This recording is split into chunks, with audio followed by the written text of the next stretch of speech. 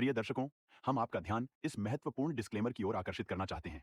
इस इंटरव्यू में हमारे अतिथि द्वारा व्यक्त किए गए विचार और मत उनके व्यक्तिगत हैं। ये आवश्यक रूप से हमारे YouTube चैनल या संपादकीय टीम के दृष्टिकोण का प्रतिनिधित्व नहीं करते हैं। हमारा लक्ष्य एक ऐसा मंच प्रदान करना है जहां पसमानदा विषय से संबंधित विविध दृष्टिकोण प्रस्तुत किए जा सकें। हम विभिन्न विचारों को सामने लाने का प्रयास करते हैं, लेकिन इनका समर्थन या विरोध नहीं करते। आपके समय और सहभागिता के लिए हम आभारी हैं। यदि आपके कोई प्रश्न या चिंताएं हैं, तो कृपया हमसे संपर्क करने में संकोच न करें। पसमानदा समुदाय का महत्वपूर्ण अंग होने के लिए धन्यवाद।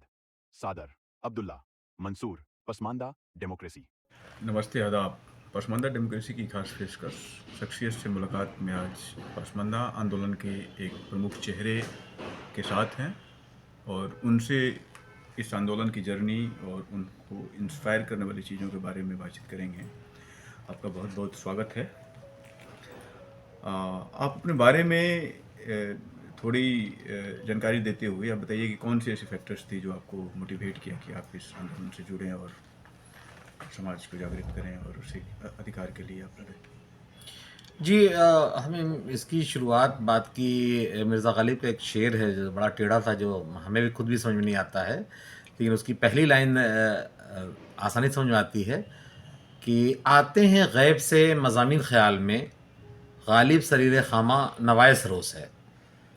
तो जैसे गालिब ने ये कहा था कि उनको गैब से मज़ामीन, मतलब जो शायरी होती है और सचमुच शायरी वो अपने आप आती है अंदर से, बना के नहीं कर सकते।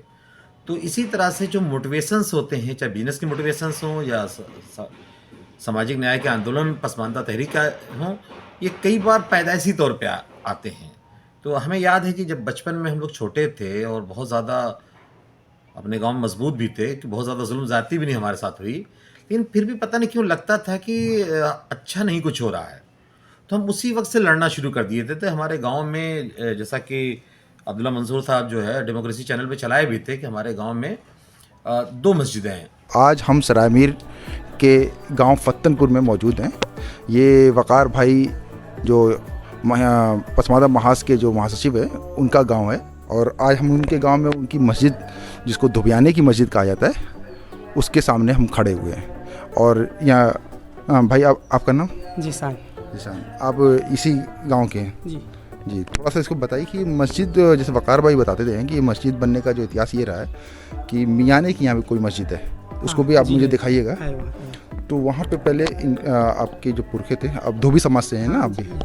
हाँ, तो धोबी समाज के लोगों को पहले वहाँ नमाज नहीं पढ़ने देते थे, तो उसके खिलाफ जाके ये मस्जिद बनी थी। जी, ये सच बात है ये सही है। अच्छा, तो फिर अभी भी बता रहे थे कि बहुत से अभी तो कोरोना से पहले की बात बता रहे थे वो, कि कोरोना से पहले जब वो वहाँ अभी तक इस मस्जिद में मियाने की, मतलब कि वो जो शेख और सैयद जाती है, वो नमाज़ पढ़ने नहीं आती। आज भी नहीं आती है। आज भी नहीं आती? नहीं आती। एक मियाने की मस्जिद और एक धुबियाने की मस्जिद। तो वो लोग जो मियाँ लोग थे, वो हमारे पिताजी को भैया कहते थे, जबकि उस एज के लोग हम आमतौर पर हमारे पिताजी को दादा कहा करते थे। तो मुझे दिमाग में आया कि ये लोग जानबूझ के भैया कहते हैं ताकि पद जो है बराबर पे आ जाए। जिन्हें दादा कहना चाहिए तो दादा कहने पे सम्मान देना पड़ता, और जब भैया कहेंगे तो सम्मान नहीं देंगे वो। तो वो अक्सर काम से आया करते थे, तो मैं उनसे कहता था कि तुम भैया कहोगे तो मैं अपने पिताजी को नहीं बुलाऊंगा, तो उन्हें दादा कहो, जो तुम्हारी एज है, जो मेरे पिताजी की एज है, उस रेशियो में बात करो तो मैं बुलाता हूँ। तो उस वक्त से हम लोगों ने महसूस करना शुरू कर दिया था। फिर जब कॉलेज तो आपकी उम्र कितनी रही होगी? हाँ, मेरी 8-9 साल की एज रही होगी मेरी।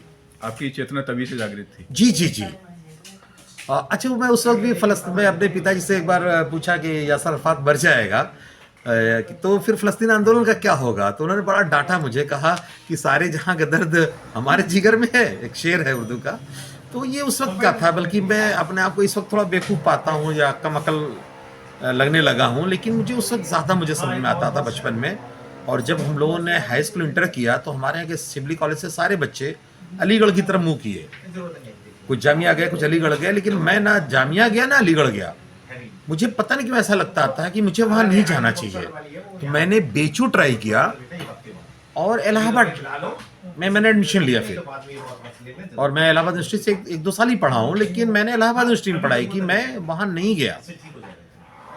ऐसा भी नहीं था कि मैं बहुत धार्मिक व्यक्ति नहीं था, मैं बहुत बचपन से धार्मिक भी हूँ मैं, और मैं बहुत विभिन्न संस्थाओं में तबलीग जमात वगैरह में भी आता जाता रहा हूँ, वहाँ शिबली कॉलेज में भी। मैं एक बहुत प्योर धार्मिक व्यक्ति हूँ, लेकिन उसके बावजूद भी मैं अलीगढ़ नहीं गया, और उस वक्त सर सैयद के बारे में इतनी जानकारी भी हम लोगों को नहीं थी। जी। इसका मतलब ये है कि जो एक आंदोलन की शुरुआत होती है, जैसे कहा जाता है ना कि पूत के पाँव पालने में ही दिख जाते हैं, तो वैसा ही कुछ आपके साथ भी था कि इतने छोटे उम्र में जहाँ दीन, ईमान और ये सब चीज़ों की बातें होती है, वैसे समय में आपके अंदर एक सामाजिक जागरूकता आ गई थी कि भाई मेरे फादर को कोई भैया क्यों कह रहा है। जैसी समझ होती है और समझ के हिसाब से उम्र के हिसाब से समझ होती है और वो बढ़ता गया। तो आप जो एक बड़े पैमाने पे एक बड़ा आपका स्वर रहा है, पूरे देश भर में सुनी जाती है, दुनिया में जहाँ कहीं भी अपने भारतीय मूल के लोग हैं वो आपको सुनते हैं और इससे काफ़ी प्रभावित होते हैं। तो आप कॉलेज दिनों के बारे में आप अपने कुछ एक्सपीरियंस बताइए कि जो कॉलेज के समय में जब व्यक्ति जाता है, बच्चा जब जाता है तो कई सारे आंदोलनों में जुड़ता है, फिर आंदोलन में उसको कहीं क्लिक कर जाता है तो वहाँ वो लीडर बन जाता है, कहीं उसे क्लिक नहीं मिलती है तो फिर वो मायूस होता है, ऐसी कोई चीज़ें आपके साथ? हम डबल पर्सनालिटी का व्यक्ति था, मैं इंट्रोवर्ट भी था, एक्सट्रोवर्ट भी था। तो मैं ज़्यादातर कॉलेज में लड़कियों की तरह स्कूल जाता था और सीधे घर चला आता था मैं। तो उसमें हमें जो है किसी तरह के किसी भी आंदोलन में या जो चुनाव ना होते थे, हमने कभी कोई हिस्सा नहीं लिया। और जो पॉलिटिकल मामले हैं उसमें मैं हमेशा दूर रहा हूँ, और आज भी मैं दूर रहता हूँ पॉलिटिक्स से। तो उस वक्त जो है लड़कियाँ हमारे मुबारकपुर मऊ से वोट देने चली आती थी, मुस्लिम लड़कियाँ, मैं वोट देने नहीं जाता था। एक आध बार ऐसा हुआ कि मैं उसमें जो है वो बस एक आध बार एक दक्षिणपंथी चुनाव लड़ रहा था, वो बड़ा दोस्त था, तो उसने कहा तो मैं उसे वोट देने चला गया था, सिर्फ वोट देने गया और चला आया। तो कॉलेज लाइफ में आंदोलन जैसा कुछ नहीं था। हाँ, सामाजिक न्याय की बातों पे लगातार चर्चा लोगों से होती रही, लेकिन वहाँ कोई आंदोलन भी नहीं था और न किसी आंदोलन में हम शरीक हुए। कौन सी ऐसी पर्सनालिटी थी जिससे आप ज़्यादा प्रभावित रहते थे उस दौर के? देखिए, सच ये है कि मैं मोहम्मद साहब से बहुत प्रभावित रहा हूँ, और मैं अभी भी ये कहूँगा कि जो चेंज उन्होंने 11 साल की मुद्दत में जो चेंज अरब को किया, वो विश्व इतिहास में कहीं नहीं मिलता है। बाकी लोगों में बहुत ज़्यादा लोगों से प्रभावित नहीं था। हाँ, मैं 1996 में मैंने एक संस्था बनाई थी जमातुल हवारीन के नाम से, तो उसको लेकर के हम लोग थोड़ा थोड़ा काम कर रहे थे अपने यहाँ लोगों में, दलितों में आंदोलन चला रहे थे, उनका अच्छे नाम से हवारी नाम दे करके काम कर रहे थे। इसी दौरान मेरी शादी हो गई, तो हमारी वाइफ भी सेम उसी तरह की चीज़ों से जूझ रही थी। तो उसने जो है, हम लोग एक दिन टहलते हुए आजमगढ़ वेस्ली कॉलेज में गए, तो वहाँ अली अनवर साहब की किताब मसावत की जंग मिली। तो मसावत की जंग में फ़ौरन हम लोगों ने उस पर एड्रेस पे चिट्ठी लिखी, और फिर वहाँ से उस्मान हलालखोर साहब वगैरह आए, और 2004 में ही जो दिल्ली में दलित मुस्लिम महापंचायत हुई थी, जिसमें वीपी सिंह भी आए थे, तो उसमें हम जो है हमको भी अली अनवर साहब ने मौका दिया। एक तो ये शुरुआती दिनों की बात रही, उसके बाद आप तब में और अब में आंदोलन की रफ्तार को कैसे देखते हैं? देखिए, हम लोग छोटे थे और आर्थिक हालात भी उस दौरान किसी वजह से ख़राब हो गए थे हमारे, तो तब भी हम आगे बढ़ करके काम कर रहे थे। अली अनवर साहब ने हाजी निसार साहब को प्रदेश अध्यक्ष बनाया था। उसके बाद के जो भी बदलाव आए हैं, वो ऑलमोस्ट कह सकते हैं कि ज़्यादातर में हमने हिस्सा लिया था। चाहे निहाल साहब को प्रदेश अध्यक्ष बनाना हुआ, चाहे हाजी मुमताज़ साहब को प्रदेश अध्यक्ष बनाना हुआ, या नेशनल बॉडी को फिर से बनाना हुआ, तो अली अनवर साहब की अपनी मेहनतें थीं, उनका एक बड़ी ऊंचाई थी उनके पास। लेकिन यूपी के मामले में ज़्यादातर रोल हम प्ले करने लगे हाजी निसार साहब के साथ मिल करके। तो उस वक्त लेकिन ये था कि अली अनवर साहब के चलते बहुत बद के लोगों को रहना पड़ता था, और अब वो हमारे सीनियर हैं, हम लोगों ने उनसे सीखा है, तो बहुत कुछ नहीं कहेंगे। लेकिन इस वक्त जिस तरह से हम लोग कर रहे हैं, या हमारे क्रॉस लाइन के कुछ और लोग भी कर रहे हैं, इतना सिस्टमेटिक पसमानदा तहरीक उस वक्त भी नहीं थी जब राज्यसभा तक मिल गई।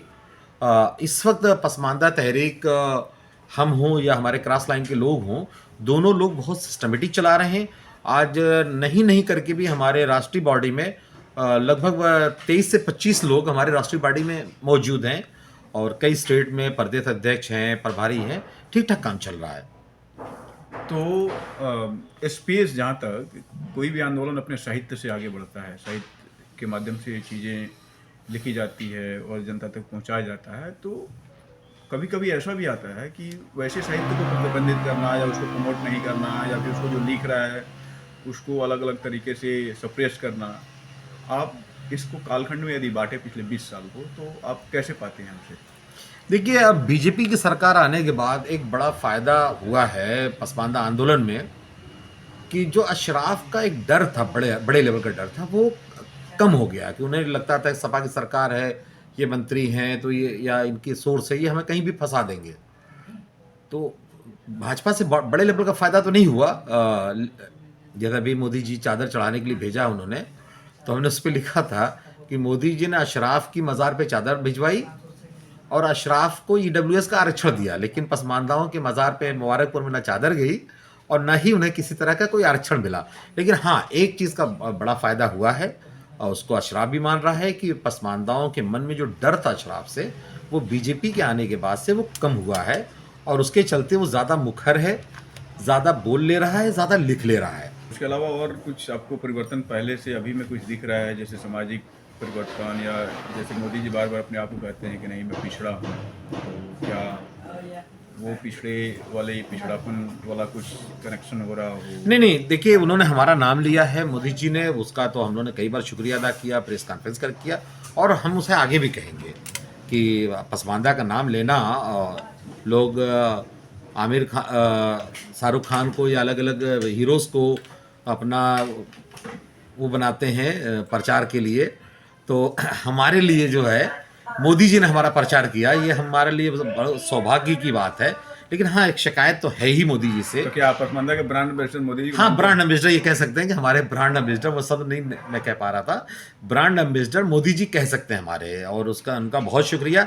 ये वोट बैंक की राजनीति करने वालों ने हमारे जो पसमानदा मुसलमान भाई बहन हैं, उनका तो जीना भी मुश्किल करके रखा हुआ है। जो पसमानदा मुसलमान हैं, उन्हें आज भी बराबरी का हक नहीं मिलता। उनके ही धर्म के एक वर्ग ने पसमानदा मुसलमानों का इतना शोषण किया है, लेकिन इसके ऊपर कभी देश में चर्चा नहीं हुई। लेकिन एक शिकायत है, बड़ी शिकायत है, कि मोदी जी ने अपने ज़माने में किसी एक को, जो लोग बहुत बदनाम हुए, उनको भी उन्होंने जगह नहीं दी। जैसे हमारे यहाँ वसीम राइन साहब हैं, उनको ऊपर आरोप लगते हैं कि बीजेपी के लिए नरम हैं, या फैयाज फैजी साहब हैं, उनके बारे में तो हद से ज़्यादा है, और मैं खुद भी बुरा मानता हूँ कि वो हद कर देते हैं। हाँ, लेकिन उसके बावजूद भी छोटी सी भी जगह नहीं मिलना, ये अफसोस की बात है। और मोदी जी के सामाजिक न्याय कह लें या उनके सेकुलरिज्म कह लें, हम उनमें बड़ा आरोप मैं लगा रहा हूँ कि उन्होंने बहुत गलत किया कि फैयाज फैजी और वसीम राइन जैसे लोग जो बहुत खुल करके बीजेपी के लिए कई बार कह दिए हैं, और फैयाज साहब तो खुल्लम खुल्ला तारीफ करते हैं, वो हिंदू को भी सहिष्णु बताते हैं, और जबकि हमारा जो दलित आंदोलन था वो हमेशा सवाल करता था कि कब सहिष्णु थे आप, और मैं भी ये बात कहता हूँ उनके ठीक उल्टा। लेकिन इतना सब आगे जाके कहने के बाद कुछ भी नहीं देना मुझे अंदर से तकलीफ देता है। इसका मतलब है कि हिस्सेदारी का जो आंदोलन है वो अभी शुरू नहीं हुआ है, और जाहिर सी बात है कि पॉलिटिकल पार्टियां हिस्सेदारी की बात तभी करती है, हिस्सेदारी के सवाल पे तभी आती है जब उधर से डिमांड आता है। तो क्या पसमानदा लोग जाके कभी मिलने की कोशिश किए हैं कि आप कहते तो हैं हमें? नहीं, बहुत अलग अलग लोगों की अलग अलग तरीके से बहुत सारी बातें हुई हैं। उन्होंने एक बात बड़ी गलत हुई है, कई लोगों से, मैं उनका नाम नहीं लूँगा, एक बड़े विचारक थे, उन्होंने डायरेक्ट कहा कि शिया हो या पसमानदा हो वो हमें आतंकवादी दिखते हैं। और भी कई लोगों से बात हुई तो उनके हिसाब से कि ज़्यादा जो है मतलब वो हमें स्पेस देने को तैयार नहीं है किसी भी तरह से। और ये बहुत भारत के लिए भी, हमारे आंदोलन के लिए भी, हमारी डेमोक्रेसी के लिए भी ये चीज़ें बहुत ख़राब हैं। हाँ, आप सबको जगह ना दीजिए, लेकिन जो मोमिन कॉन्फ्रेंस जिसने देश के बंटवारे का जम के विरोध किया था, जो लोग कबीर दास जी को अपना आइकान मानते हैं, यानी एक तरीके से शुद्ध भारतीय, उतने भारतीय जितने कि भारत के ब्राह्मण भी भारतीय अपने को नहीं कह पाएंगे, उतने भारतीय जो लोग हैं, उनको भी अगर आप जगह नहीं दे रहे हैं तो आप किसको जगह देने की बात कर रहे हैं? और दानिश जी का आना ठीक है, हमारे लिए थोड़ा अच्छा रहा है। बाकायदा पसमानदा नाम से पसमानदा का 1.25 कुंटल का लड्डू काटा गया उसी टाइम पे जब शपथ ग्रहण समारोह था, और सबसे बड़ा बैनर पसमानदा समाज के नाम से था जो अनीस मंसूरी साहब ने लगाया था। और अनीस मंसूरी साहब के आज भी वो अपने बैनर के साथ सपा के साथ लगे हुए हैं।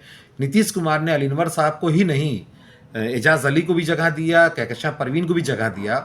तो ये लोग डायरेक्ट पसमानदा आंदोलन से जुड़े लोग थे। और लेकिन नीतीश कुमार तो भाजपा के समर्थन से हमेशा रहे हैं, तो वो तो ये भी आरोप लगाते हैं लोग, जैसे जो ज़्यादा सेकुलर हैं और लेफ्ट और इस टाइप की जो बात करने वाले हैं, विशुद्ध जिसको कहा जाता है, कहते हैं भाई नीतीश कुमार तो अकेले थे नहीं, अलीनवर साहब, मतलब जो अशराफ नहीं, मैं खुद तो कहता हूँ आजकल अलीनवर साहब बहुत सेकुलर हो गए हैं। अलीनवर साहब आजकल बहुत सेकुलर हो गए हैं, और हम लोगों को भी कहते हैं भाजपाई, जबकि हम लोग कई बार कह चुके हैं कि भाई कम से कम भाजपाई तो हम लोग नहीं है। और उनको तो बहुत ज़्यादा कहते हैं, फैयाज फैजी साहब को तो बहुत ज़्यादा भाजपाई कहते हैं। तो हम भी कहते हैं कि भाजपा को बिहार में मजबूत करने में अलीनवर साहब का बहुत बड़ा हाथ है। ये उस पहलू की बात है, क्योंकि उन्होंने शहनवाज हुसैन का मंच से प्रचार भी किया था, और शहनवाज हुसैन उसी टाइम एक बार जीते भी थे। तो इसमें इस आरोप में दम है। लेकिन हम बात हिस्सेदारी कर रहे हैं, वो चाहे मोदी जी दें, चाहे अनुप्रिया पटेल दें, या नीतीश जी दें, उन्होंने हिस्सेदारी बड़े लेवल पे दिया और पसमानदा नाम से दिया। यहाँ भी मोदी जी की मेहरबानी है, दानिश साहब को, मोहसिन रजा को हटा करके दानिश को जगह देना, ये भी एक हिस्सेदारी है। लेकिन ये पसमानदा नाम से नहीं है। वो खुद कहते हैं कि मैं, मतलब हम लोग बड़ी मेहनत किए, भी थे, आए पसमानदा की वजह से हैं, लेकिन वो पसमानदा बैकग्राउंड नहीं है, ना पसमानदाओं से उस तरह का उनका कोई बातचीत करते। उनसे कई गुना ज़्यादा पसमानदा की बात तो केशव प्रसाद मौर्य वगैरह कर चुके हैं, या मोदी जी खुद ही कर चुके हैं। उतना पसमानदा का नाम दानिश नहीं लिए होंगे जितना मोदी जी नाम ले चुके हैं। तो हिस्सेदारी के नाम पे मामला ठीक नहीं है। इनके मुकाबले ज़्यादा हिस्सेदारी की बातें वो लोग कर चुके हैं। ये बात नए उन लोगों को मैं बताना चाहता हूँ जो लोग थोड़ा बीजेपी ज़्यादा प्रभावित हैं, या जिन्हें लगता है कि मोदी जी या बीजेपी भी कर रही है। ऐसा नहीं है। लालू ने भी किया था। अलीनवर साहब को सबसे पहले जगह जो मिली थी वो लालू यादव ने दी थी। तो हमें उन सब लोगों की बात करनी चाहिए। और जो रेड्डी साहब प्लेन में हेलीकॉप्टर क्रैश में जिनकी डेथ हो गई थी, तेलंगाना एक आंध्र प्रदेश वाले में, चंद्रशेखर रेड्डी या क्या नाम था उनका, रेड्डी, तो उन्होंने जो है बाकायदा आर्टिकल 341 पे सरकार को अपने यहाँ से बना के भेजा था। मायावती ने भी भेजा है, लालू ने भी भेजा है, नीतीश ने भी भेजा है, मुलायम सिंह 2005 में भेज चुके हैं, अपने यहाँ से पास करा करके केंद्र को भेजा है। मायावती जी ने सिर्फ इतना उसमें किया था कि अगर इसमें दिया जा रहा है तो ओबीसी में से काट करके दिया जाए ताकि उनका हिस्सा कम ना हो। ये एकदम जायज़ मांग थी मायावती जी की, इस बात से मैं सहमत था। तो हम ये चाहते हैं कि जिस तरह से उन लोगों ने किया, और हमारे पसमानदा के बहुत सारे साथी बहुत खुल के बीजेपी की अच्छाइयाँ बयान करते हैं, तो उनकी लाज रख करके कम से कम कि हिस्सेदारी कुछ ना कुछ दी जानी चाहिए, ताकि मोदी जी जो है जब कभी इतिहास लिखा जाए तो ये ना लिखा जाए कि पसमानदा आंदोलन जो शुद्ध देसी आंदोलन था, उसके लोगों जो देश की बात करते थे, जिनके लिए कंट्री फर्स्ट था, उनको भी जगह नहीं दी गई। जी, इसका मतलब ये है कि सरकार चाहे कोई भी रही हो, पसमानदा की बात नहीं सुनी गई है। वो चाहे वो प्रो मुस्लिम पार्टी रही हो या एंटी मुस्लिम पार्टी रही हो, जैसे कहा जाता है, जो एक नैरेटिव गढ़ी गई है। तो आप इसमें किन लोगों को ज़्यादा जिम्मेवार मानते हैं कि लेकिन प्रतिनिधि तो रहे हैं माइनॉरिटी के नाम पे, जो पॉलिटिक्स होती है या जो उसका एक कोर्स होता है, हर पार्टियों के अंदर एक अपना सेल होता है, वो रहे हैं। तो उनकी नीयत क्या रही है इस पर? देखिए, एक बड़ी अजीब बात मैं बताऊं आपको कि मुस्लिम सोसाइटी का जो हाल है, था और है भी, कि कभी आपने सुना होगा लखनऊ में टाट के पर्दे में अपनी इज्जत छुपाते थे लोग, और कभी आपने ये सुना होगा कि बहुत सी बेवा विधवा औरतें जो है घर में रहती थीं, उनका बहुत बुरा हाल होता था, उनको अच्छे से खाना भी नहीं दिया जाता था। अच्छे घरों की मैं बात कर रहा हूँ, जो अच्छे घर कहे जाते थे, पैसे वाले घर के, यानी उनके साथ दोयम दर्जे का व्यवहार होता था। लेकिन उनको बाहर निकल कर किसी से कुछ मांगने की भी आज्ञा नहीं थी, क्योंकि इनकी इज्जत चली जाएगी। जो लोग ज़कात खैरात निकालते थे वो उन विधवाओं को भी दे सकते थे, लेकिन वो सम्मानित घर की भयो हैं या भाभी हैं या बहू हैं, तो वो निकल के मांग नहीं सकती थी। सेम वही हाल हमारा हुआ कि हम बहुत बुरी हालत में थे। हमारे पास ना संत गाडगे जी थे, ना हमारे पास अंबेडकर जी थे, ना हमारे पास संत रैदास जी थे। उसके बावजूद भी हमारे साथ अंबेडकर जी से लेकर के नेहरू जी तक, अबुल कलाम आज़ाद से लेकर के रफ़ी अहमद किदवई तक, सब ने हमारे साथ उस ज़माने में गलत किया, और वो गलतियां लगातार अभी भी दोहराई जा रही हैं, चाहे अदीब अहमद दोहरावें या कोई और करे। वो हमारी समस्याओं पे बात ही नहीं करना चाहते। लेकिन इसमें एक सवाल उठता है कि जिस तरीके से धर्म बदला जाति वहीं रही, तो बाबा गाडगे फिर क्यों नहीं बाबा गाडगे को जो उनके समुदाय के लोग हैं वो अपना मानते हैं, ठीक। तो जिस तरीके से तमाम धार्मिकता के बियॉन्ड कास्ट एक आइडेंटिटी रही है, अभी भी मोहम्मद रफ़ी साहब को जो हिंदू और मुस्लिम दोनों नाई अपना मानते हैं, उसी तरीके से रविदास साहब को नहीं मान पाए। उन जाति के जो लोग कन्वर्टेड हैं, कम से कम उनको जब उनके साथ वो जातीय चेतना है और जातीय दंश है, तो फिर उनके नायक भी एक होने चाहिए।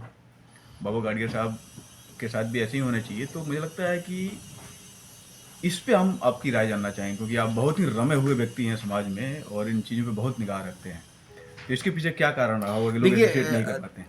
देखिए, जैसे जब सब चीज़ें लाभ हानि कह लें, क्योंकि वहीं से सारे लोग कन्वर्टेड हैं और उनकी आइकन सब एक तरीके से देखा जाए, जो गंगा जमुनी जो तहजीब रही। जी जी, अब उसको घाघरा ब्रह्मपुत्र भी कह सकते हैं, क्योंकि गंगा जमुनी तो तहजीब, बिल्कुल, बिल्कुल। हाँ, उनकी आदत है। देखिए, इतना सिंपल सा मामला है, उसको उस पे भारत में लोग बात नहीं करना चाहते। जैसे अंबेडकर को लेकर के भारत के जितने भी दलित और पिछड़े पसमानदा मुसलमान थे, सभी लोगों ने अंबेडकर जी को लेकर के काफ़ी कुछ किया, कहा सुना, उन्हें अपना आइकान माना। उन्होंने कबीरदास जी को अपना आइकान माना। रैदास जी तक नहीं पहुंच पाए लोग, लेकिन इसकी पीछे बड़ी वजह है कि अंबेडकर जी भी मुस्लिम दलितों तक नहीं पहुंच पाए, बहन जी ने भी मुस्लिम दलित तक नहीं पहुंच पाए। लेकिन अंबेडकर जी के बारे में तो ये कहा जाता है कि उन्होंने दलित मुस्लिम की उन्होंने सिफारिश की थी, लेकिन उस समय जो माइनॉरिटी रिप्रेजेंटेटिव थे उन्होंने शायद इसको लेकर नहीं, वो इस एक फिरोज बख्त अहमद साहब ने एक बार इस चीज़ को निकाला था और बड़ी दिन तक वो बात चली, लेकिन उसको नूरलैन साहब ने उसे कट किया कि ये फर्जी चीज़ें हैं, क्योंकि एक तो संविधान की बहस में उस तरह की चीज़ नहीं दिखती कि हाँ कोई वोटिंग हुई हो जिसमें पटेल जी हमारे साथ रहे हों और वो उधर गए हों। अच्छा, 10 अगस्त 1950 तक तो हमारा आरक्षण चल ही रहा था, तो वो आरक्षण ख़त्म हुआ है अंबेडकर जी के कानून मंत्री बनने के बाद ख़त्म हुआ है। और इस बात को जो है लोग जानते भी नहीं आमतौर पे कि उसमें नेहरू जी को ज़्यादा फोकस किया गया, क्योंकि वो कहा जाता है कि हुब्बे अली या बुग़्ज़ माविया में काम होना। तो आर्टिकल 341 पे जो काम हुआ वो मुस्लिम दलितों की हमदर्दी में कम। बौद्ध दलितों को तब भी शामिल नहीं किया गया था जब डॉ. अंबेडकर, जो स्वयं एक बौद्ध थे, कानून मंत्री थे। एक भाषण में नागपुर को क्यों चुना गया? 15 अक्टूबर 1956 को बौद्ध धर्म अपनाने के एक दिन बाद अंबेडकर ने स्वीकार किया कि बौद्ध धर्म में परिवर्तन के कारण उनके अनुयायी अनुसूचित जाति के अधिकार खो देंगे। इसके अलावा 1965 में सुप्रीम कोर्ट ने पंजाब राव बनाम मेशराम AIR 1965 SSC 1179 मामले में इस तर्क को खारिज कर दिया कि बौद्ध हिंदू थे। अगर संविधान के अनुसार सिख धर्म और बौद्ध धर्म एक हिंदू शाखा थे, तो अधिकांश दलित सिखों को 1956 तक और दलित बौद्धों को 1990 तक SSC के रूप में सूचीबद्ध होने तक इंतजार क्यों करना पड़ा? अगर इस्लाम और ईसाई धर्म समतावादी परंपराएं हैं, तो सिख धर्म और बौद्ध धर्म भी समतावादी परंपराएं हैं। अगर मुस्लिम निचली जातियां OBC और अल्पसंख्यक प्राथमिकताओं का लाभ उठा सकती हैं, तो सिख और बौद्ध भी ऐसा कर सकते हैं। OBC श्रेणी धर्म तटस्थ है और सिखों और बौद्धों को राष्ट्रीय अल्पसंख्यक आयोग अधिनियम 1992 के अनुसार धार्मिक अल्पसंख्यक माना जाता है। सब लोग आर्टिकल 341 की बात करते हैं। आर्टिकल 342 पे पूरे भारत में एक अजीब तरह का सन्नाटा है। आखिर वो जो ST मुस्लिम्स हैं, कश्मीर के गुजर हों, चाहे इधर बकरवाल हों या तड़वी मुस्लिम हों, वन गुजर हों, उनका क्या कसूर है? एक व्यक्ति राज्यसभा में बैठा हुआ भी है, गुलाम अली खटाना, वो भी इस पे नहीं बात कर पा रहे हैं। तो वो एक आंदोलन आया था, नेहरू जी को कोसने का आंदोलन था, कांग्रेस को कह लीजिए, वो एक अलग टाइप की चीज़ें थी। लेकिन जब उस पर और गौर किया गया तो पता चला कि कानून मंत्री तो अंबेडकर जी थे उस टाइम पे, और अंबेडकर जी के रहते हुए एक कानून बना है। और रहेगी बात ट्रिपल तलाक पे, भारत का मुसलमान एकदम नहीं चाहता था ट्रिपल तलाक पे बैन हो। जो उसके लोग हैं, जैसे बरेलवी देवबंदी मसलक के जो लोग हैं, हनफी मसलक कह लीजिए, वो लोग नहीं चाहते थे। उन्हें आज भी बेइज्जती लगती है अहले हदीस वालों के सामने, मतलब मुंह नहीं दिखा पा रहे हैं, क्योंकि पहले वो उसी तलाक को लेकर झगड़ा होती थी, लेकिन मोदी जी ने कर दिया उसको। तो अगर मोदी जी या इसके पहले भी आर्टिकल 341 में पाबंदी हटा ली गई होती तो क्या दिक्कत थी? आखिर वीपी सिंह ने हम पिछड़ों को जगह दिया ना। हाँ, ये अलग बात है कि मैंने अखिलेश जी से पूछा था कि आप लोग क्रेडिट क्यों नहीं लिए, तो कोई क्रेडिट नहीं लिया क्योंकि प्रचार ना हो जाए इसका, लेकिन हमको पिछड़े के नाम पे हमको जगह मिली है। हम इस मामले में मंडल जी को ज़्यादा मानेंगे, वीपी मंडल जी, वीपी सिंह और सारे लोग जो पिछड़ा आंदोलन में उस टाइम पे थे, उन सब का एहसान है कि आज हम लोग ओबीसी आरक्षण पा रहे हैं और बहुत सारे लोग बड़ी बड़ी पोस्टों पे पहुंच रहे हैं। लेकिन इस मामले में ना तो अंबेडकर जी ने कुछ किया, ना जगजीवन राम ने कुछ किया, और ना काशीराम ने किया, ना बहन मायावती ने किया, या उनसे मिलते जुलते जितने भी भारत में नाम हैं, उन्होंने हमें कभी अपना भाई नहीं समझा। हम तो बार बार कहते हैं दलित एक समान, हिंदू हो या मुसलमान, लेकिन ये तो हम कहते हैं ना, लेकिन क्या वो भी ऐसा कहते हैं? अरे अपने किसी एक भाई को कोई छोटी सी जगह कहीं मिल गई होती। लेकिन दलित मुस्लिम यूनिटी पे तो काम हो रहा है और दलित लोग कर भी रहे हैं। नहीं, देखिए, दलित मुस्लिम यूनिटी में दोनों की चालाकियां हैं, वो जिन्ना और जोगिंदर मंडल टाइप की, दोनों अपने अपनी साजिश में लगे हुए हैं। दोनों को जवान बच्चा चाहिए, बच्चा पालना कोई नहीं चाह रहा है। उनको भी चाहिए कि चलो ये दलित आएंगे तो ये अपने सुरक्षित सीट पर लड़ेंगे, हमसे झगड़ा नहीं करेंगे। तो वो उस बाइनरी पे जो तब से काम चल रहा है और अभी भी काम हो रहा है। और उस बाइनरी पे चंद्रशेखर रावण जी भी जाते हैं कई बार, बहन मायावती ने भी उसी पे काम किया, और भी बाकी लोग उस पे काम करते हैं। लेकिन हमारे पसमानदा तहरीक को, आंदोलन को मोदी जी ने भी सपोर्ट कर दिया, सबने सपोर्ट किया, लेकिन बहन मायावती की तरफ से कोई सपोर्ट नहीं आया है। थोड़ा बहुत चंद्रशेखर जी ने नाम लिया है, आसिम बिहारी जी की जन्मदिन पे भी बात किया है, उसका भी हम लोगों ने थैंक्स कहा था। लेकिन जिस लेवल में है वो बहुत आराम से आकिब मोहम्मद को आगे बढ़ा करके मतलब अपना सेकंड लाइन में रख सकते हैं, तो दिखे कि हाँ ये सचमुच हमारे लिए कुछ कर रहे हैं। तो ऐसा नहीं हो रहा, हम एक तरफा कह रहे हैं कि हम भाई हैं। नहीं, लेकिन इसमें एक बड़ा सवाल ये भी आता है ना कि एक पार्टी तो ये टेकन फॉर ग्रांटेड लेके चल रही है, और एक पार्टी ये मान रही है कि भाई हमको वोट ही नहीं देते हैं, तो इनके लिए हम क्यों आगे बढ़ के कार्य करें। नहीं, तो ऐसी स्थितियों में जैसे एक जनरल परसेप्शन है, एक लेमैन क्वेश्चन ये मान लीजिए आप, तो ऐसे में यदि किसी को लगता है कि नहीं इनके साथ न्याय नहीं हुआ, सामाजिक न्याय की जो धार है उसमें पीछे रह गए, तो उसको लेके उनका क्या एजेंडा है? विपक्ष भी बहुत सारी चीज़ें करता है, बहुत सारे काम करवाता है, तो विपक्ष से कभी आपने मिलके? नहीं, देखिए, विपक्ष में मैंने कहा ना कि ना अखिलेश चाहते हैं कि मुसलमानों का बंटवारा हो, हमको उनको पूरा वोट चाहिए। इवन हमको लगता है चंद्रशेखर जी भी नहीं चाहते कि बंटवारा हो, मायावती भी नहीं चाहती बंटवारा हो। वो सारे मुसलमानों को मोनोलिथ होमोजेनियस ही की शक्ल में देखना चाह रहे हैं। तो ऐसी स्थिति में देखा जाए तो कोई फिर पसमानदा की ऐसी नहीं है। नहीं, पसमानदा का ये तो हमने तो कंपेयर किया था सिर्फ, मतलब अंधों में काना राजा की बात की थी। लेकिन जहाँ तक इसका सवाल है, इस मामले में हम बहुत बदनसीब लोगों के बीच में हम बहुत बदनसीब हैं कि हम ऐसे लोगों के बीच में रहते हैं कि जो दुनिया के सबसे पिछड़े लोग, तो ताज्जुब होगा, हो सकता है आप उससे कंपेयर ना किए हों, दुनिया में इतनी बुरी हालत में कोई कम्युनिटी नहीं रहती जितनी बुरी हालत में पसमानदा मुसलमान भारत में रहता है। मैं आपको थोड़ा सा अपने स्टाइल का बता दूं, जैसे रोहिंग्या, ये दुनिया में पीड़ित माने जाते हैं। ये 3-4 शहरों पे कब्जा करके बैठे हुए इस वक्त नए तरीके से, और वो फौज से लड़े थे, जो भागे थे वहां से, जो फौज मारना चालू की थी। पहले वहां बौद्धों से इनकी लड़ाई हुई, फिर बाद में ये फौज से लड़ने लगे। तो जब फौज ने मारना चालू किया तब उसमें से बहुत सारे लोग भाग के आए हैं। इसी तरह कश्मीर का भी आप सुने होंगे, आप जो वहाँ चाइना में जो उइगर मुस्लिम है, ये अमेरिका के सहप से लगातार चाइना से लड़ते हैं वो। और सेम यही हाल है कि आज तक मेरे समझ में नहीं आया कि हमास ने हमला क्यों किया था इसराइल के ऊपर, मेरे आज तक समझ में नहीं आया कि जब उनके पास कोई ताकत नहीं थी, इसराइल के बारे में पता है कि बहुत ताकतवर है, फिर इन्होंने हमला क्यों किया? तो इसराइल ने मारा, इसराइल ने गलत किया है, लेकिन हमास को किसी तरह से भी सही नहीं ठहराया जा सकता। लेकिन उसके ठीक उलट भारत का मुसलमान बंटवारे के टाइम पे कांग्रेस के साथ खड़ा था, कांग्रेस की तरफदारी में खड़ा था। किसी ज़माने में कहा गया कि दुनिया में सबसे ज़्यादा आबादी भारत में, मुस्लिम्स की भारत में है, लेकिन एक भी अलकायदा का मेंबर नहीं है यहाँ पे। वो ये भी साबित करता है कि हम बहुत बड़े देशभक्त हैं और हमारा दुनिया के किसी भी मुल्क से हमारा किसी तरह का कोई कनेक्शन नहीं है। हम ज़बरदस्ती भले सऊदी की तारीफ कर लें, हम गरीब हैं तो तारीफ करके खुश हो लें मुस्लिम के नाम पे, लेकिन ना हमारा सऊदी से कोई ताल्लुक़ है, ना हमारा ईरान से कोई ताल्लुक़ है, बांग्लादेश से भी हमारे कोई रिश्ते नहीं।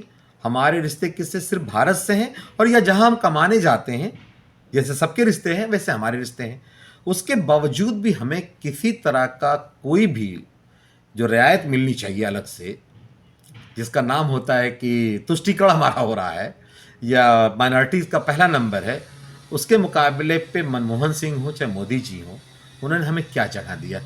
कोई जगह नहीं मिली है। पसमानदा के पर्सपेक्टिव हाँ, मैं पसमानदा की बात कर रहा हूँ कि मैं अशराफ को नहीं इसमें शामिल कर रहा हूँ, मैं पसमानदा की बात कर रहा हूँ कि दुनिया का सबसे ज़्यादा पीड़ित, शोषित और मुख्य धारा से दूर भारत का पसमानदा मुसलमान है। अमेज़न के जंगल में भी उनका एक नायक वो होता है, कबीले का सरदार होता है, डिसीजन वो लेता है। तो आपका भी डिसीजन या फिर पसमानदा के जो डिसीजन है वो भी तो अशराफ लेता है? नहीं, इसलिए लेता है कि हम इतने कमज़ोर हैं। जैसे आपने देखा होगा कि बीएसपी को आगे बढ़ाने में अशराफ मुसलमानों का बहुत बड़ा हाथ था। रावण जी के बारे में भी कहा जाता है कि मुसलमान उनके साथ हैं, लेकिन हम बदनाम होने के बाद भी कहीं से भी हमें किसी तरह का कोई साथ हिंदू सवर्ण का या भाजपा का या किसी का भी नहीं साथ मिला। जैसे कि अभी मैं देख रहा था कि अब्दुल्ला मंसूर साहब अपने चैनल पे किसी को इंटरव्यू दे रहे थे, तो वो भाजपाई चैनल की बात हो रही थी, तो उन्होंने जैसे सफाई में कहा कि भाई मेरे 500-800 व्यूज़ आते हैं, ये भाजपाई चैनल का तो नहीं व्यूज़ होगा। कहते हैं कि ये जो है इसके पीछे भाजपा या जो भी सरकारी ताकतें हैं, इसके पीछे 8,000 सब्सक्राइबर हैं। आपको लग रहा है कि मोदी सरकार का हाथ हो मेरे ऊपर? अरे उसका एक फ़ोटो डलता है ना मोदी जी का, 80,000 लाइक आते हैं उस पर, और आपको ये लग रहा है कि मुझे सरकार मदद कर रही है और 8,000 सब्सक्राइबर है मेरे, 300 व्यूवर हैं।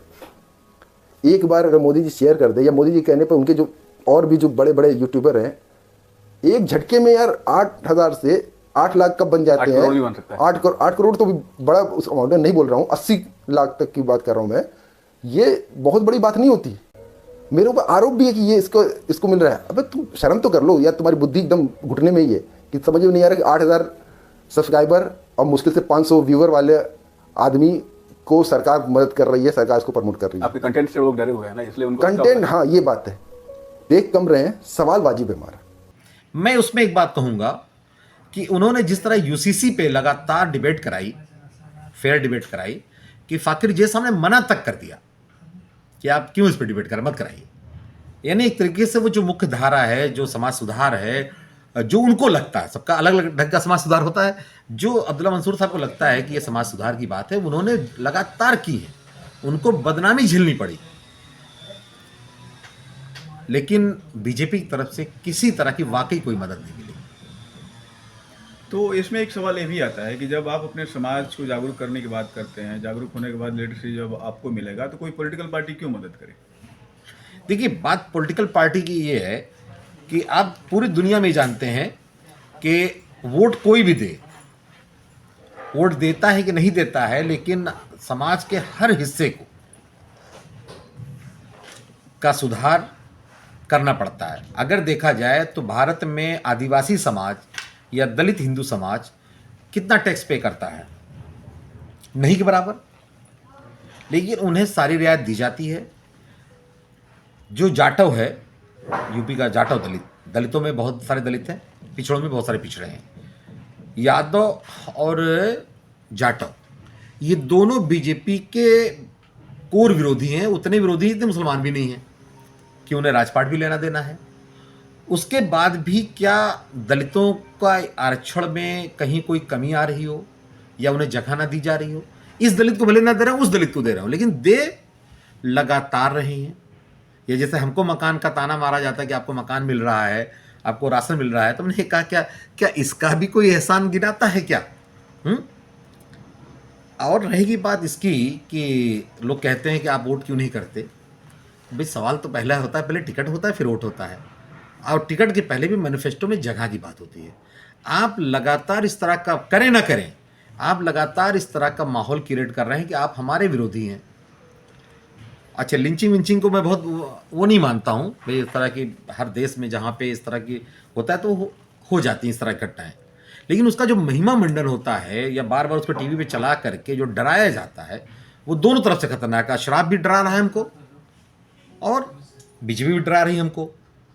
और हम सिर्फ एक चीज़ मांग रहे थे ना लगातार, हम तो बहुत ज़्यादा हिस्सेदारी पे हमारा समाज, हम हिस्सेदारी की बात कर रहे हैं, हमारा समाज केवल एक चीज़ चाहता है कि उसे जिंदा रहने का अधिकार मिल जाए, धर्म पे ज़्यादा छेड़छाड़ ना की जाए, बस इतना वो चाहता है। उसके बदले में वो वीर अब्दुल हमीद बनने को तैयार है, बिस्मिल्लाह खां बनने को तैयार है, लेकिन आप हमें जानबूझ के पाकिस्तानी फलाना ढिकाना करके आप हमें खुद उस तरह का बना रहे हैं।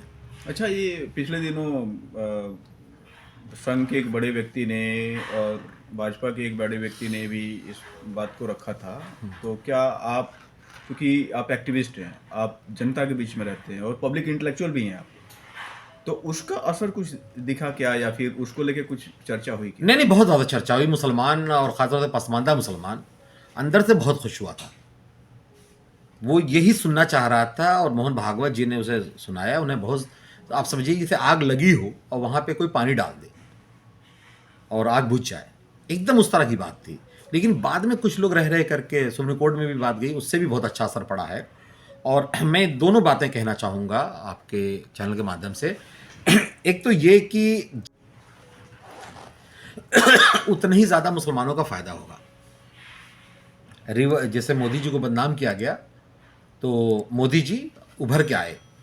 भारत में दलित पिछड़ा आंदोलन चलता था, अब जब हिंदू मुस्लिम आंदोलन चलेगा तो पूरी दुनिया की निगाहें मुसलमानों की तरफ होंगी। तो चाहे ये सरकार हो चाहे आने वाली सरकार हो, उनको मुंह भराई देनी पड़ेगी। तो भैया हमने 10 मस्जिद ले लिया है, तो अब दुनिया में आप बदनाम होंगे, आप दूसरी जगह जाके अपनी बात कैसे कहेंगे? और जब पाकिस्तान और बांग्लादेश में बहाने से मंदिरें छीनेंगे तो आप उस पर भी कुछ नहीं बोल पाएंगे, क्योंकि आपके पास अपने बहाने होंगे, उनके पास अपने बहाने होंगे। आप कोर्ट के माध्यम से लेंगे, वो भी कोई रास्ता निकालेंगे कोर्ट्स के माध्यम से कि भाई यहाँ कोई नहीं रहता है तो यहाँ मूर्ति पूजा करने का क्या मतलब है, मूर्ति पूजा इस्लाम में हराम वैसे भी है। ठीक, तो ये जो काम कर रहे हैं इससे मुसलमानों का ओवरऑल फायदा होगा, क्योंकि हिंदू मुस्लिम बाइनरी चलती है, उसमें अशराफों का थोड़ा फायदा होता ज़रूर होता है, लेकिन बड़ी आबादी पसमानदाओं की है। तो अगर मुसलमानों के नाम पे फायदा होगा तो कुछ ना कुछ इनको भी यह मुँह भराई इनको भी मिलेगी। जैसे कभी रहमान अंसारी साहब को भी जगह मिल जाती थी, अहमद हसन साहब को भी जगह मिल जाती थी, महबूब अली को भी जगह मिलती थी, अली अनवर साहब को भी जगह मिली है, तो इसी तरह हमको भी जगह मिलेगी। लेकिन देश के लिए ये लक्षण अच्छे नहीं है। देश की से को बचाने के लिए ये जो मोहन भागवत जी ने कहा था उस पर एकदम अमल करने की ज़रूरत है। कुछ गलतियाँ कभी हुई होंगी, हम नहीं कह रहे उसको, लेकिन 1000 साल पुरानी गलतियों को आप जब सुधारने के चक्कर में पड़ेंगे तो स्वामी प्रसाद मौर्य जैसे लोग हैं जो वो एक नया आंदोलन भी शुरू हो सकता है कि बौद्धों भी, वो केदारनाथ वगैरह पे दावा करते हैं, बाबरी मस्जिद पे भी उनका दावा रहा है स्वामी प्रसाद मौर्य जी का कि वो बौद्ध स्थल है। तो इस तरह के होता है ना कि बात निकलेगी तो बहुत दूर तक जाएगी। इसको भारत को बचाने के लिए मोहन भागवत जी के रास्ते पे चलना ज़रूरी है कि बाबरी मस्जिद आपका आस्था का प्रश्न था, चला, सुप्रीम कोर्ट ने आपको दे दिया। मुसलमानों ने चाहे मजबूरी में चाहे शौक में, पसमानदा से लेकर सभी लोगों ने, इवन इकबाल अंसारी भी जाके आपके साथ खड़े हो गए। आपको वहीं बस कर लेना चाहिए।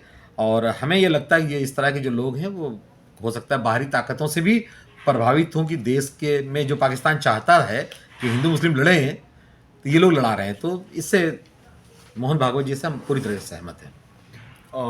सामाजिक समरसता को लेके आप क्या संदेश देना चाहते हैं? खास करके समरसता की जब बात आती है तो मेजॉरिटी टू मेजॉरिटी होती है और पसमानदा मेजॉरिटी में है, चाहे इधर का पसमानदा हो या उधर का पसमानदा हो, तो दोनों के तालमेल को आपकी देखिए, हम हज़ारों साल से साथ साथ रह रहे हैं और हमने ये बात भी बहुत पहले कही थी कि अपने बिरादरियों का नाम लेकर आता कि लाला, गुप्ता, दलित, यादव वगैरह के साथ जो जिनके साथ हम लोग रहे हैं कि हम उतना ज़्यादा बेहतर फील करते थे जितना कभी अपने अशराफ के साथ नहीं कर पाए। हमारे शादियों में हमारे साथ खुद दलित हमारे इलाके के थे, वो साथ में गए थे हमारे पिताजी के रिश्ता लगाने के लिए। हमें याद है 1976 में जब हम 2-3 साल के थे तब हमें याद है कि हमारे साथ गए थे। या हम लोगों का आना जाना दलितों के साथ, पिछड़ों के साथ ही रहा हमेशा। कभी अशराफों के साथ हमारी बन ही नहीं और आज भी नहीं बन पा रही है। सबके बावजूद आज भी हमारी अशराफों के साथ बन नहीं पा रही है, लेकिन ये हमें फिर अशराफों की तरफ फिर ढकेल रहे हैं हमें। नहीं, लेकिन सवाल ये है कि जब तक स्वतः प्रस्फुटित नहीं होती है कोई भी धारा या कोई भी विचार और आगे नहीं आता, अपना लाइन नहीं खींचता है, तब तक तो जो पहले से घिसी पिटी लाइन चली आ रही है वो तो चलती ही रहती है। नहीं, अभी भी देखा जाए तो चाहे वो हदीसों के बारे में हो या फिर ये जो पॉलिटिकल पार्टियों के बारे में हो, जो उलेमा और अशराफ कहता है वहीं पसमानदा करता है। नहीं, देखिए, हम ज़माने से हमने जो कहा साथ साथ रहे हैं और कभी किसी को कोई दिक्कत नहीं हुई। हमने होली भी खेली है। हमारे बाप, वो तो सामाजिक संस्कृति का हिस्सा रहा। हमारे बाप हाफिज़ थे, मौलवी थे, एक सम्मान था उनका। और हम लोग छोटे मोटे जमींदार भी थे, तो थोड़ा बहुत हमारे अंदर वो था और है भी हल्का फुल्का। तो उस वक्त हमें याद है कि हमारे गांव की जो दलित भौजाइयाँ होती थीं वो कीचड़ लेके, वहाँ रंग तो मिलता नहीं था, सीधे कीचड़ लेके दौड़ाती थी और ये लोग रोक नहीं पाते थे, भागते थे। और कई बार कीचड़ इनके ऊपर फेंक भी दिया जाता तो उस दिन माफ़ रहता था, कोई दिक्कत नहीं। हर चीज़ में आराम से हमारी ज़िंदगी गुजरी है। और उलमाओं की जो बार बार बात होती है, अगर हम उलमाओं के कहने पे चले होते तो हमारा समाज 5 वक्ता नमाजी तो होता कम से कम। अंसारियों को छोड़ दीजिए तो पसमानदा की बहुत बड़ी आबादी नमाज नहीं पढ़ती है, आज भी नहीं पढ़ती है। तो हमारे पर यह आरोप लगाना तो बहुत बड़ी बुरी बात है कि हम उलमाओं की सुनते हैं। हमारा नट किस उलमा की सुनता है? गाना गाता है, हमारा दफाली दफ बजाता है, हमारा मिरासी नाचता है। आपने जौनपुर में हमारे राष्ट्रीय अध्यक्ष मुख्तार अंसारी साहब ने एक जाति की खोज की थी, पतुरिया जात, जो मैं खुद नहीं जानता था। पतुरिया जानते हैं आप? सुना। पतुरिया मतलब रंडी कह लीजिए, रंडी पतुरिया। वो मुसलमानों में वो जाति है। पाकिस्तान में आप तो पढ़े लिखे हैं ज़्यादा, तो पाकिस्तान की चीज़ें जानते होंगे। वहाँ किसी को गाली देना हो तो मिरासी कहते हैं। चूड़ा तो एक अलग चीज़ हो गई, मिरासी। मिरासी वहाँ फिल्मी दुनिया में ज़्यादातर जो लोग हैं वहाँ पे वो ज़्यादातर मिरासी हैं। और मिरासी हमारे यहाँ आज से नहीं, ज़माने से नाचने वाली जाती है। तो मोहम्मद साहब ने अपनी वाइफ हज़रत आयशा ने कहा था कि वो आज वो अंसारी लड़की नहीं आई क्या, आज उसके यहाँ शादी है, तो क्या कि कुछ गाने वालियों को भेज दिए होते, उनके यहाँ थोड़ा चलता है।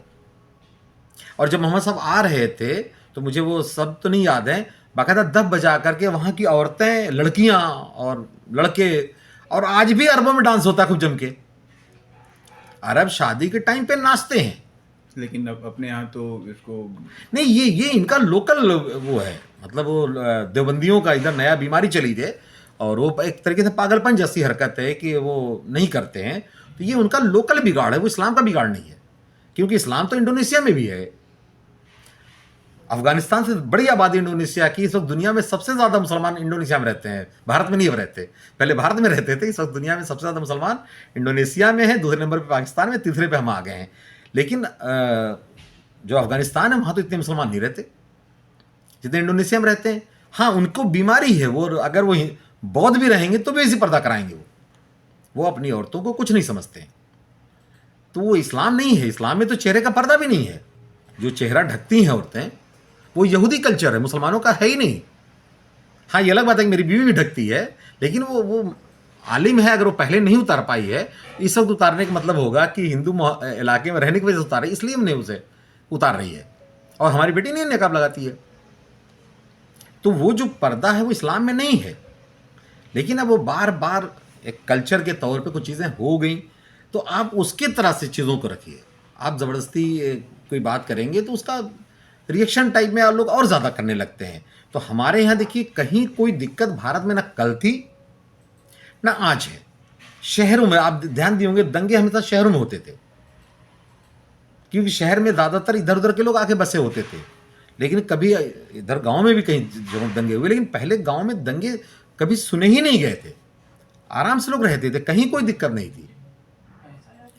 और मैं कह रहा हूँ, एक साहब ने कहा, बड़े बड़े जिम्मेदार लोगों ने कहा कि भाई आप लोग मूर्ति पूजा के विरोधी हैं और हम मूर्ति पूजा के, तो हमारे आपके बीच में कैसे रिश्ता बनेगा? मैं कहा जैसे आर्य समाज से आपके रिश्ते बनते हुए हैं। आर्य समाज भी तो मूर्ति पूजा नहीं करता है, वो भी तो नहीं विरोधी है, इतने हम विरोधी हैं। सभी लोग साथ रहते हैं, रह सकते हैं। हाँ, जब नहीं रहना हो तो बांग्लादेश पाकिस्तान भी साथ नहीं रह सकते, बलूचिस्तान पाकिस्तान भी साथ नहीं रह सकते, दुबई, बहरीन, कतर और सऊदी अरब एक साथ नहीं रह सकते। सबके अलग अलग कंट्रीज हैं। जो पसमानदा तरीके हैं ये आगे क्यों नहीं बढ़ पा रही हैं? देखिए, पसमानदाओं में जो हमारी जो आवाम है वो इस तरीके को नहीं चाहती।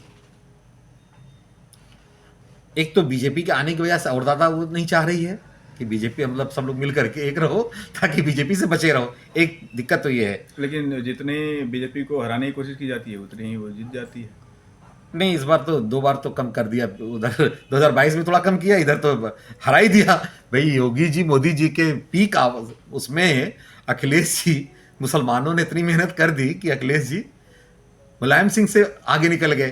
तो वो एक अलग चीज़ होती है। वो तो वही होता है, कभी कभी जब आप हारने को होता है, जितना लड़ेंगे आप उतनी ज़्यादा हारते जाएंगे।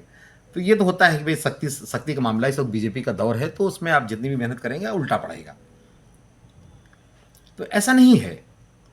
मेन मामला है कि नीचे से ना कोई अंदर से ख्वाहिश नहीं है। और उसके पीछे 2 वजह हैं कि एक तो हम इतने सदियों से दबाए गए और बाहर से हमें कोई उठाया नहीं। और ये आंदोलन दलित के साथ भी है। आप देख रहे हैं ना कि पूरे प्रदेश में केवल रावण जी हैं जो जाटों हैं, बाकी उस दलित, जो सबसे बड़ा दलित आंदोलन था, वो पूरी तरीके से बिखर गया और कोई भी चुनाव नहीं जीत पाया। सुरक्षित सीट होने के बाद भी चुनाव नहीं जीत पा रहे हैं। उनकी जगह पे पासी, सोनकर और दूसरे लोग जीत रहे हैं। उनकी मदद की गई इसलिए वो आगे गए। हमारी मदद नहीं हो रही है और हम अपने बल पे नहीं चल सकते। दुनिया में कोई भी आंदोलन अपने बल पे सफल नहीं हुआ है। आज इस तरीके के आंदोलन का जो सपोर्ट कर रहा है उसको तो कह रहे हैं कि वो तो मुसलमानों के को बांट रहा है। नहीं, सपोर्ट ही नहीं कर रहे हैं। अगर देखिए, ईमान बेचने को तैयार हम भी हैं, लेकिन खरीद हो अलीगढ़ के रेट पे। अगर वो हमारे लिए कुछ अच्छा कर दें, जैसे एट्रॉसिटी एक्ट हमारे लिए कर दें, तो इनका मुंह बंद हो जाएगा। जैसे लिंचिंग पे ज़्यादा बवाल करते हैं, आप लिंचिंग ही कर दें। अच्छा, ऐसा क्यों माना जाता है कि जो पसमानदा की बात करता है वो बीजेपी से ही जुड़ा होगा? उसकी 2-3 वजह हैं। एक तो अली अनवर साहब का जो अभी आपने जिक्र किया था, अली अनवर साहब की शुरुआत नीतीश के साथ हुई और लालू का हारना जो मुस्लिम संस्थाएं थे उनके लिए बहुत दुख की वजह थी और अली अनवर साहब को उभार भी दुख की वजह थी। एक मामला वो था। और दूसरे, बदनाम करने के लिए पहले ना इसराइल का एजेंट कहा जाता था मुसलमानों को।